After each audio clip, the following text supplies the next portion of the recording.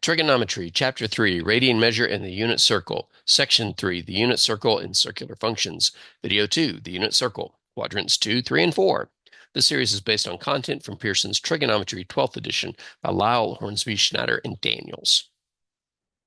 In the previous video, we learned the unit circle and focused on specific points in Quadrant 1. In this video, we extend the knowledge learned from Quadrant 1 into the remaining quadrants. We used the 45-45-90 triangle and 30-60-90 triangle to find the points on the unit circle corresponding to 30 degrees, 45 degrees, and 60 degrees. We also include the order pairs associated with 0 degrees and 90 degrees. To extend these into other quadrants, we simply take advantage of symmetries invoked by reflecting across the x-axis and the y-axis. Let's start with quadrant 2, which is on the other side of the y-axis. When a point is reflected across the y-axis, the y-coordinate stays the same. For example, the point 1/2 comma square root of 3 over 2.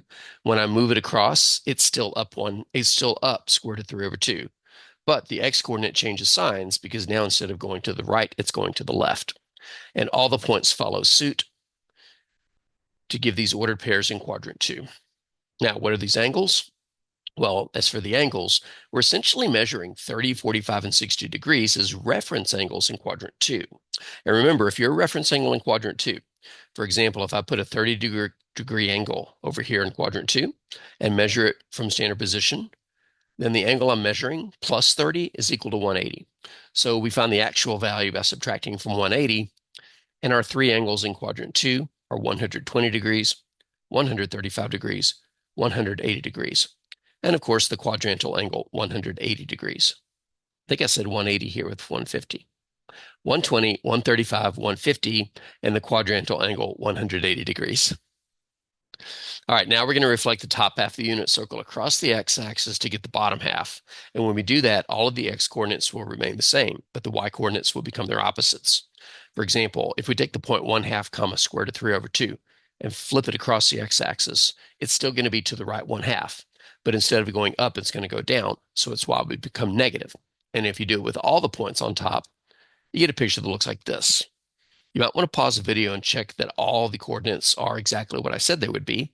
The mirror images of the ones on the top, except the y's became negative.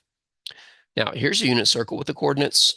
As for the angles down here in quadrants 3 and 4, we simply measure 30, 45, and 60 degrees as reference angles in each quadrant. For example, if we put a 30-degree reference angle in quadrant 3 and measured it from standard position, we would go 180 degrees plus the 30.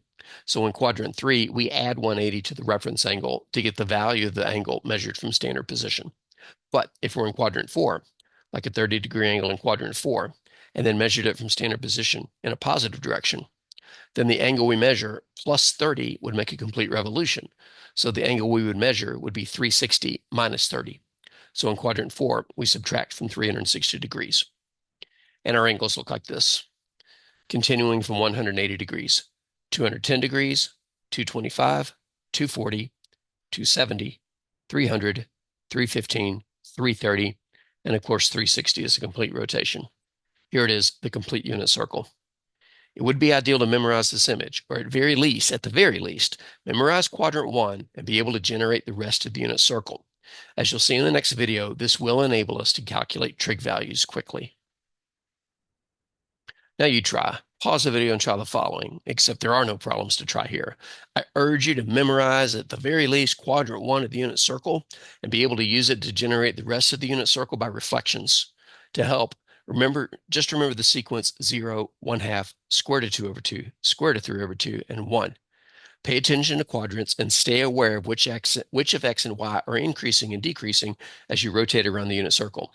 To show you what I mean, if you start at 1, 0 in the unit circle at 0 degrees, as you rotate counterclockwise in a positive direction, the x's are getting smaller, the y's are getting larger, until I hit the top, where the x hits 0 and the y maxes out at 1. And as we continue around quadrant 2, the x is getting smaller and so is the y, until x bottoms out at -1 and y hits 0. As we continue through quadrant 3, my y's are still decreasing, but now my x's are increasing. So my x goes back up to 0 where the y bottoms out at -1. And as I continue through quadrant 4, both x and y are increasing because I'm moving to the right and I'm moving up, back to x equals 1 and y equals 0. So if you just remember these numbers, the quadrants that you're in, and who's increasing and decreasing, and where you start, 1, 0, it's not that hard to generate the unit circle.